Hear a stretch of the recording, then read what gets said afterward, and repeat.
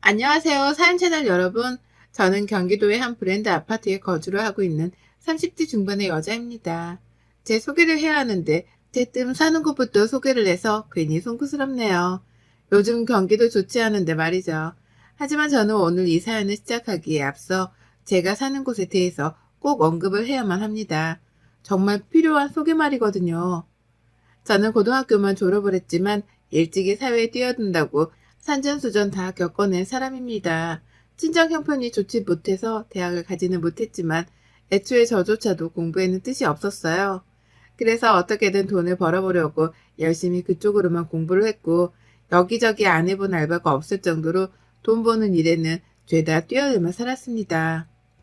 지금에야 공부보다도 하고 싶은 일이나 돈 버는 일을 하는 것이 더 중요하게 여겨지지만 그 당시만 하더라도 공부가 전부인 양 하던 분위기였거든요.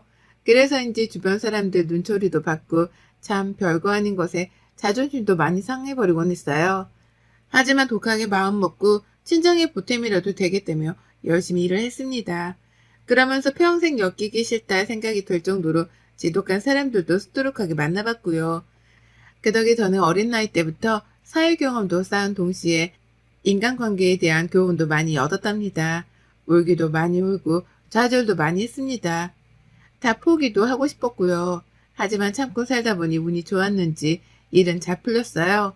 수중에 있던 돈으로 시작했던 사업이 잘 풀렸고 지금은 사장 소리를 들으며 갑질 않는 사람들하고는 멀찌감치 거리를 두며 살 수 있게 되었거든요. 제 직원들을 두고서 베풀며 살 수도 있게 되었고 열심히 일만 하느라 결혼 따위는 못할 줄 알았는데 남편을 만나게 되어 결혼도 하게 되었네요. 지금은 남편이랑 같이 동업을 하고 있고 열심히 살면서 벌어모은 돈으로 브랜드인 아파트 하나도 장만을 했답니다. 대출은 전혀 없고요. 제 노력의 보상이라 생각을 하며 소중하게 여기고 사는 중이에요. 참고로 이 집의 지분은 제가 60% 정도이고 남편보다 더 많이 가지고 있고요. 어디 나가서 내 집이 아파트라는 자랑을 해본 적도 없었고 그걸 자랑하려고 말을 꺼내봐야겠다는 생각을 해본 적도 없었습니다. 사업용으로 쓰는 SNS 말고는 제 개인적으로 저를 드러내기 위해서 사용하는 SNS도 없었기 때문에 그런 걸 공유할 일도 없었죠. 단지 집으로 들어가고 아늑한 침대 위에서 잠이 들 때마다 고생했던 과거로부터 벗어나게 되었다는 감사함 정도는 늘 생각했던 것 같네요. 하지만 겸손하고 감사해 하면서 사는 저에게도 여전히 파리는 꼬였습니다. 이렇게 살면 주변에 비슷한 사람만 모이게 될 줄 알았는데 잘 살아보려고 해도 파리 같은 사람들은 여전히 꼬이더라고요. 특히 시댁 사람들의 경우에는 제가 안 보겠다고 안 볼 수도 없는 존재들이었기 때문에 관계에 있어서 어려움이 훨씬 더 컸답니다. 저희 남편 정말 좋은 사람이에요. 일도 열심히 하고 그렇게 일을 위해서 가정을 위해 돈을 모으기만 할 줄 아는 멋모르는 사람이었죠. 그렇게 일하고 책임감 강한 모습에 제가 반해서 결혼까지 오게 된 것이기도 하고요. 하지만 남편의 가족을 두고 보면 정말 욕할 일이 천지빛가인 사람이었습니다. 신이 제 남편에게 모든 걸 다 줬는데 딱 하나 가족만큼은 완벽하게 만들어주지 못했구나 싶었을 정도로 시댁 식구들은 제 남편의 흠이었어요. 시댁에 돈이 없는 것도 아니고 시아버지가 회계사셔서 나이 먹으신 지금까지도 수입은 있을 만큼 능력이 되는 분이셨어요. 시아버지가 그 와중에 부동산에 관심이 많아서 집도 2채 가지고 계실 만큼 물려줄 재산도 조금 쌓아두셨었고요. 그런데도 그런 여유 있는 집안에서 마음은 하나같이 쫌생이들이더라고요. 까탈스럽기는 또 얼마나 까탈스럽던지요. 뭔가 매사에 불만이 늘 많았습니다. 시아버지는 돈도 가지고 있고 직업도 있고 아들, 딸이 모두 다 시집 장가도 가서 잘 살고 있음에도 불구하고 매사에 늘 불만이셨어요. 돈을 더 벌어야 하는데 더 벌지 못하는 것에 불만이 있으셨고 사는 집이 아늑한 전원주택인데도 불구하고 잔디 관리가 힘들고 벌레 관리가 힘들다면서 시댁 갈 때마다 제 앞에서 하소연만 하셨답니다. 기분이 막 좋다가도 시댁에 가서 시아버지 불평 듣고 있으면 제 기분이 다 나빠지더라고요. 전 일을 잘 해내고 있다고 생각을 했음에도 불구하고 일이 그러다 한순간에 꼬꾸라질 수도 있는 거라면서 부동산을 사라는 말씀도 귀에 딱지가 않도록 해주셨답니다. 제가 관심이 없다는데도 불구하고 그렇게 살다가는 돈이 별로 안 모이게 될 것이라면서 신이 나 쓴소리만 해주셨죠. 하여간 아버님이 마음에 안 드는 저였는데 그런 아버님의 성격을 쏙 빼다 닮은 사람이 하나 더 있었어요. 바로 신우였죠. 이 집안의 장녀이자 시아버지를 쏙 빼다 닮았던 신우이는 저에게는 시아버지만큼이나 아니 오히려 더 천적과도 같았습니다. 저보다 나이는 고작 3살밖에 많지 않았는데요. 나이대가 비슷해서 그런지 늘 이상하리만큼 신우하고는 비슷한 일들이 꼬였어요. 이를테면 같은 시기에 대학에 진학을 하고 또 같은 시기에 대학생활을 보낸다거나 사회생활을 했다는 것, 그리고 또 같은 시기에 결혼하고 자식을 낳고 말고의 중대사항을 결정해야 하는 것들까지도 말이에요. 그리고 신우는 그 모든 것들을 저하고 비교해가며 자신의 입장을 지켜 세우려고 하는 것만 같았습니다. 제가 대학을 나오지 않고 바로 사회생활에 뛰어들었던 것 가지고 그래도 공부는 했어야 하지 않나? 라며 기분이 나쁠 만큼 빈정을 대기도 했네요. 좋은 대학을 가는 건 더 나은 사람들을 사귀기 위해서이기도 하단 말을 하면서요. 참고로 신우는 좋은 대학을 나왔습니다. 제가 무슨 딴지를 걸 수 없을 만큼 신우는 자기 입장에선 맞기만 한 소리를 했어요. 그러니 저도 대학을 못 간 게 아쉽지만 그렇다고 후회가 되진 않아요. 지금 저는 잘 살아가고 있으니까요. 라고 하며 난 괜찮다는 걸 최대한 충분히 어필하려고 했죠. 하지만 그렇게 말을 하더라도 신우의 입은 다물어지지가 않았네요. 왜냐하면 잘 살고 있다는 제 말에도 신우는 토를 달려고 했거든요. 제가 비록 대학을 나오지는 못했어도 열심히 사회생활을 하며 일을 했고 지금은 내 사업을 하며 사장 소리를 듣고 있는 사람인데도 신우는 그 사실 자체를 인정하기 싫어하는 듯 보였습니다. 좋은 대학을 나온 신우는 경력단절로 지금 가정주부로 사는 중인데요. 그게 스스로 굉장히 인정하기 힘든 모습이었나 보더라고요. 저는 그저 신우를 보며 아무 생각 자체를 하지 않았어요. 질투, 부러움, 그런 것조차 전혀 없었을 만큼 신우 인생에는 관심 자체가 없었습니다. 하지만 신우는 제가 자신을 내려보기라도 하는 줄 아는 건지 사사건건 일하는 걸로도 시비더라고요. 그렇게 벌어서 건강이라도 나빠지면 어쩌냐고 하면서 볼 때마다 제 얼굴이 보기 안 좋다는 말을 했고 또 저희가 신혼집을 바로 브랜드가 있는 아파트로 사서 들어가 버리자 사치가 심하다고 하면서 제 뒷담화를 까기도 했었답니다. 그 뒷담화를 시어머니 앞에서 까다가 저희 남편한테 걸려 홍군형이 났고 저는 그 모든 얘기를 멀찌감치서 듣고 있었지만 끝끝내 모른 척을 했었어요. 자신이 보잘것없으니 남의 인생은 폄하하는 것이 아닌가 싶었거든요. 신우를 안쓰러운 사람으로 봐줘야 한다 생각했었습니다. 하지만 문제는 그 후였어요. 신우가 시아버지로부터 아파트를 증여받았어요. 원래 증여를 받은 건 다른 곳에 있는 아파트였는데요. 그 돈으로 글쎄 저희 집 아래층을 사버린 겁니다. 같은 브랜드, 같은 아파트, 같은 동 바로 아래층으로 신우가 이사를 들어온 거예요. 왜냐고 묻지 마세요. 저도 모르니까요. 저 또한 수십 번은 넘게 생각하고 스스로 되물었었습니다. 왜 하필 친하지도 않고 그렇다고 각별한 가족에도 없는 남동생의 집 아래층으로 이사를 들어온 건가 싶어서요. 하고 많은 아파트가 대한민국 땅덩어리에 있는데 왜 하필 그 많고 많은 아파트 중에서 우리 집 아래층으로 온 건가 싶어 말이에요. 원래부터 신우란 시댁 식구들이랑 모두 다 한 경기도권에 살고 있어서 언제라도 가까운 곳에서 이웃 사촌으로 살 가능성은 있었답니다. 하지만 바로 위아래층에 이웃으로 살게 되니 괜히 긴장은 되더라고요. 신경을 쓰지 않고 살려고 하더라도 은연중에 신우를 신경 쓰게 되었고 괜히 출퇴근을 하거나 장을 보러 나가는 길에조차도 엘리베이터 안에서 신우를 만나게 되진 않을까 하는 긴장이 들기 시작했어요. 이왕이면 안 보고 안 마주치는 게 좋은 신우인데 마주치게 된다면 과연 내 기분이 괜찮을런가 싶어 걱정이 들었거든요. 아무튼지 간에 이웃이 된 신우랑은 최대한 마주치지 않게 바랬습니다. 남보다도 못한 가족으로 사는 사람들이 많으니 우리도 그냥 그렇게 남보다 못한 사이가 되었으면 하기도 했고요. 그런데요. 저는 한 달에도 그리고 어쩔 땐 하루에도 몇 번씩이나 신우로부터 연락을 받게 되었답니다. 이렇게 연락을 자주 할 사이가 아닌데 이웃으로 엮이게 되면서 별 황당한 연락을 다 받게 되었어요. 바로 층간소음 유발자라는 이유 때문에 말이죠. 저희 부부가 층간소음을 유발한다더라고요. 자신들한테 말이에요. 저희 부부는 아이가 없습니다. 누구 하나 집안에서 뛰어다니거나 층간소음을 유발할 가능성이 있는 사람은 있지 않았어요. 물론 어른들도 층간소음을 충분히 낼 수는 있습니다. 하지만 문제는 저희 부부가 둘 다 일이 바빠서 평일 하루 종일은 거의 집안에 있지 않다는 것이었습니다. 평일 내내 집에 있지 않는 건 물론이고 주말이 되어서도 대부분은 일을 하러 나가거나 몸이 피곤해서 침대 혹은 소파랑 한 몸이 되어 붙어 살곤 하는 편이었어요.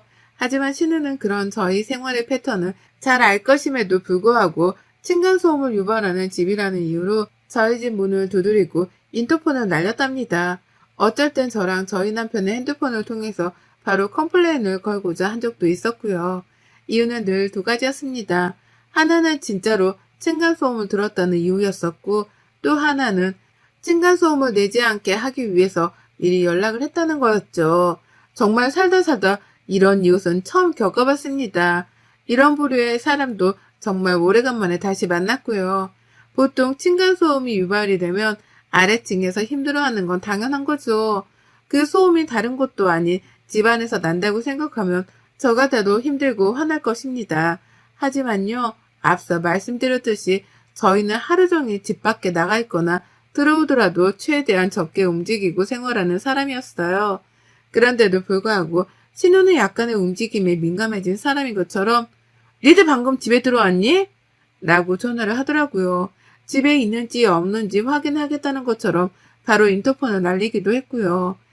실제로는 저희 부부가 둘 다 밖에 있을 때에도 전화를 해서 층간소음이 들린다며 묻지도 않고 따져댄 적이 있었습니다. 그래서 제가 우리 지금 집에 있지도 않은데 어떻게 층간소음이 난다는 거예요? 라며 화를 냈거든요. 한두 번도 아니고 너무 예민하게 구니까요. 그런데 신우가 그러더라고요. 한치의 망설임 없이 딱 이렇게 말했습니다. 밖이라고?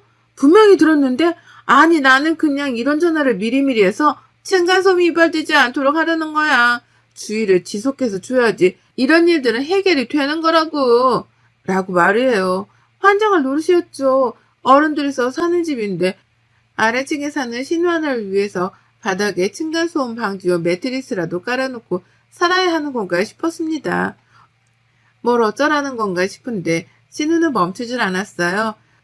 마치 의도적으로 내 집 아래에 이사를 와서는 의도적으로 사사건건 시비를 걸려고 작정을 한 사람 마냥 연락을 취했죠.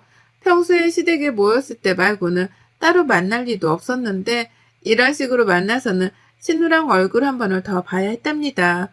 신우는 그걸 즐기는 것 마냥 저희 집에 오기도 하고 저희를 아래층으로 불러내기도 하면서 층간소음에 대해서 이야기를 나눴어요. 그러면서 그 끝에는 자연스레 밥 먹고 갈래? 라고 물으며 옆에 두겠다 묻더라고요. 저희 집에 와서는 밥 먹었니? 밥 먹을 거면 우리 것도 해주라. 같이 먹자. 라고 하면서 자기 애들이랑 남편을 데리고 올라와서는 아예 탈같이 밥을 얻어먹으려고 하기도 했고요. 이게 한두 번도 아니고 계속해서 같은 시기의 문제가 같은 식으로 되풀이되고 같은 식으로 끝이 나다 보니 그제서야 알 것도 같았습니다. 혹 신우가 하루 종일 집에서 보내며 심심했던 걸 저희 부부한테 화풀이로 풀고 있는 게 아닌가 말이죠. 이게 화풀이인지 아니면 재미삼아 그러는 건지는 모르겠으나 저희 부부한테 컴플레인을 거는 걸로도 모자라 어쩔 땐 집주인 행세도 하더라고요. 집에 매트를 여기 깔라 하기도 하고 침대를 다른 방향으로 두라고 하기도 하고 그러다 그 끝에는 밥을 먹었는지 물어를 보는데 느낌이 쎄했습니다. 이러다 신우가 시어머니를 빙자해서는 내게 평생 시집살이를 하는 게 아닌가 하고 말이죠. 평생 같은 이웃사촌으로 한 아파트 한 동에 살게 된 것만으로도 소름이 쫙 끼치는데 유발도 안 하는 층간소음에 대해서 불평을 들으며 내 집안에서 제멋대로 살지도 못하게 되었구나 싶어 한탄스러웠습니다. 그러며 자연스레 저도 화가 났고 남편도 슬슬 인내심의 바닥을 보이는 듯 했어요. 가장 먼저 진짜 저게 누나라고 봐주니까? 라고 하면서 남편이 흥분을 하더라고요. 일상생활에 피해까지 받을 게 불보듯 뻔히 보이기 시작하니 더 이상은 이렇게 못 산다며 저희 부부가 급기야 들고 일어나기로 결심을 했답니다. 그리고 이런 결심이 오래 서지도 않았던 때에 신우이는 아무것도 모르는 철분이 마냥 또 인터폰을 걸어왔어요. 혼자 뭐가 그리 신이 났던지 똑똑 안녕하세요. 아래층인데요. 라고 하면서 장난 반 그리고 진담 반이 섞인 말투로 말을 꺼내더라고요. 기분이 확 나빠진 저하고는 달리 신우는 신이 나서 떠들어댔습니다. 또 층간소음이 들리는데 왜 어른들이서 이렇게 쿵쿵거리며 돌아다니는 거야? 나 진짜 몇 번을 말하니 매트 하나라도 사서 이런 건 미리미리 방지를 하라니까? 라고 하면서 연설을 늘여놨죠. 그리고 저는 그 말을 다 듣기도 전에 신우의 말을 잘라먹고 대뜸 화를 냈죠. 어디가 소리가 났는데? 우리 집이 맞긴 맞아요? 이제 막 퇴근에 들어와서 힘들어 죽겠는데 짜증나게 진짜. 라고요. 얘도 안 키우는 집에서 층간소음으로 이렇게 컴플레인을 매일같이 받는 건 우리 집이 유일할 거라면서 신우한테 급격히 화를 냈습니다. 그렇게 귀가 예민하다 못해 못 참겠으면 전원주택이나 가서 살 일이지 왜 아파트에 들어와서는 이웃한테조차 피해를 주냐고요. 하지만 신우는 말을 멈추지 않았어요. 내가 하루 종일 집에서 조용하게 있다가 니들만 오면 귀가 예민해지는데 그럼 어쩌니? 내가 기껏 이렇게 말을 해줘서 이웃 피해를 하는 법을 알려주려고 했는데 너 말하는 태도 좀 봐라. 그렇게 인내심이 바닥이니 공부는커녕 대학도 안 가고 생고생해서 일이나 하고 있지. 내가 너 이럴 줄 알고 미리미리 교육을 시켜주려고 전화를 한 거야. 나한테서 배우고 전화 한 통 한 김에 같이 모여서 밥도 먹고 그러면 얼마나 좋니? 가족 사이에 너도 참 독하다 독해. 라고 하며 급기야 저를 얕부는 발언까지 뱉어냈습니다. 그 말에 벙쪄 있는데 제 뒤에 있던 남편이 먼저 집을 뛰쳐나가더라고요. 신우라 한판 뜨려고요. 그리고 저는 그 뒤를 이어 집에서 국자를 들고 뛰쳐나갔습니다. 들고 가려고 한 건 아닌데 요리하다 말고 인터폰이 울린 바람에 어쩔 수 없이 손에 든 채로 신우 집에 뛰어내려갔네요. 그리고 저는 남편보다 먼저 신우 집에 도착을 했고 신우가 문을 열어주며 얼굴을 들이내미는 그 찰나에 신우를 향해 적당히 좀 해! 라는 말과 함께 들고 있던 국자를 치켜 올렸습니다. 화가 머리 끝까지 나는 걸 겨우겨우 참고 있는 거여서 어느새 제 눈깔은 뒤집혔고 입술은 파르르 딸렸네요. 당장이라도 국자를 휘날리겠다는 각오로 신우한테 우리 집에 가자고도 했습니다. 더 해봐, 더 해보라고. 층간소음이 뭐가 어쩌고째? 그럼 형님이 올라가서 우리 집 안에서 걸어보시던가요. 얼마나 크게 층간소음을 내는지 내가 여기서 똑바로 들어보고 있으려니까. 라고 말이에요. 가뜩이나 시끄럽다고 해서 안 그래도 조용히 사는 걸 더 쥐지군 듯이 살아주고 있었더니만 날이 갈수록 불평이 늘어나는 꼴을 더는 감당해내지 못하겠다면서 신우를 저희 집으로 데려가려 했습니다. 제가 신우 집에서 소리를 들어보겠다고 말이죠. 반말도 찍찍 내뱉고 손에는 번쩍거리는 큼지막한 스테인리스 국자도 들려있고 벼랑과 부부가 둘이 동시에 쳐들어와 소리까지 높여가며 화를 쌀벌하게 내니 우리 형님은 그제서야 정신을 번뜩 차린 듯 보였습니다. 저희 부부한테 적정선 이상으로 갑질을 하면 어떻게 되는지 그 아찔한 미래를 살짝 엿본 듯 보이기도 했죠. 아니, 내 말은 그게 아니고 라고 하면서 그제서야 자신의 말을 변명하겠다며 생전 처음으로 머쓱해하는 표정을 지어 보이는데 이거 쫄았구나 싶었습니다. 그래서 속으로 엄청 통쾌하고 꼬셔했죠. 하지만 화를 풀진 않았어요. 신우한테는 이대로 쭉 화난 척만 하면서 영 쌩을 까고 싶었거든요. 그래서 신우가 변명을 하던 말던 저는 다 필요 없고 형님의 우리 집에 가서 우리가 걷는 것처럼 걸어보라고요. 형님도 층간소음 내면 내가 가만 안 있을라니까. 집에서 하루 종일 혼자서 심심해 눈에 뵈는 게 없어요? 밖에서 일하고 들어와 힘든 사람한테 한두 번도 아니고 정말 참는데도 한계가 있다고요. 라고 하면서 속에서 삭히고만 살던 울분들을 하나둘 토해냈답니다. 그리고 결국 신우는 먼저 그 입에서 사과를 하더라고요. 제 결혼 생활이 그리 길진 않아도 지금껏 제가 보아왔던 신우 모습이란 게 있잖아요. 늘 시아버지를 닮아서 그 옆에서 같이 불평을 하고 싫은 말만 골라하며 저를 까내려 하는 내 선수인 사람이었죠. 그런데 그런 신우가 웬일로 말이 없더라고요. 이번에는 남동생까지 달려온 게 걱정스러웠는지 저희 부부 눈치란 눈치는 다 보더니만 급기야 미안하다고 다시는 전화를 걸지 않겠다는 말까지 입 밖에 내뱉었습니다. 미리미리 층간소음을 예방하기 위해서라도 전화를 걸어대던 신우였는데 웬일로 그런 사적인 전화조차 하지 않겠다며 스스로 약속을 했죠. 급기야 제가 그 말을 믿지 않은 채 화가 난 채로 집에 돌아가려고 하니 제 손을 부여잡으며 매달리다 집 안으로 급하게 뛰어 들어가더라고요. 그리고는 세상에 비닐봉다리 안에서 과일 사과를 담아주는 거예요. 어른꼴에서 온 귀한 사과인데 이거 받고 화풀라고요. 자기가 가족이고 하니까 누구보다 편한 마음으로 안부 인사를 물을 겸 연락을 취했던 거고 그런 김에 이왕이면 이웃들끼리 잘 지낼 수 있도록 층간소음에 대한 가르침을 주려고 한 거라고 말이죠. 끝까지 들어봐도 신우 주장은 너무나 터무니없었습니다. 그저 신우로서 며느리한테 할 수 있는 갑질이란 갑질은 다 한 것 말고는 설명이 되질 않았죠. 하지만 저도 뭐 들어주는 척은 했어요. 물론 여전히 화가 난 표정으로 어디 한번 끝까지 나불거려 봐라. 나는 마음으로 말이죠. 그리고는 신우가 주는 사과를 받아채고는 고맙단 인사도 안 하고는 쌩하고 제 집으로 올라왔습니다. 뒤에서 남편은 여전히 화가 안 풀린다며 신우랑은 눈도 안 마주치고 저를 뒤따라 집으로 올라왔고요. 그리고 그날 신우가 미안했다며 다시 한번 인터폰으로 연락을 해왔는데 우리 남편 그 인터폰을 받자마자 전화하지 말라니까? 라며 집이 떠나가라 소리를 질러버렸어요. 그 바람에 신우는 더 입도 뻥끗거리지 못하고선 그 길로 인터폰을 끊어버렸답니다. 그리고 저희 부부는 그날 신우한테 조금의 미안한 마음도 없이 아주 제멋대로 집안을 돌아다녔답니다. 더 이상은 밑에 집에서 전화가 걸려올 것이라는 걱정 따위도 없이 아주 가볍고 편안한 마음으로 제 집안을 휘젓고 다녔어요. 보통 같으면 힘들어서 그냥 누워있고 말 날이었는데 신우를 본보기 삼아가며 아주 열심히요. 진작에 홍군형 내주면서 내 집을 편안히 여기며 살았어야 했었는데 조금 늦게 화를 표출한 저희 부부의 실수도 있는 것 같습니다. 그 실수를 만회하며 지금이라도 내 집은 내 집답게 편안히 살아보려고 해요. 예민하고 할 일 없는 우리 신우는 연락도 못하고 혼자 얼마나 끙끙댈런지 또 얼마나 더 오래 끙끙대며 연락을 안 할 수 있을지 저희 부부는 돈을 시퍼렇게 뜨고 지켜볼 겁니다. 여러분의 생각은 댓글로 남겨주세요. 오늘도 시청해주셔서 정말 감사합니다.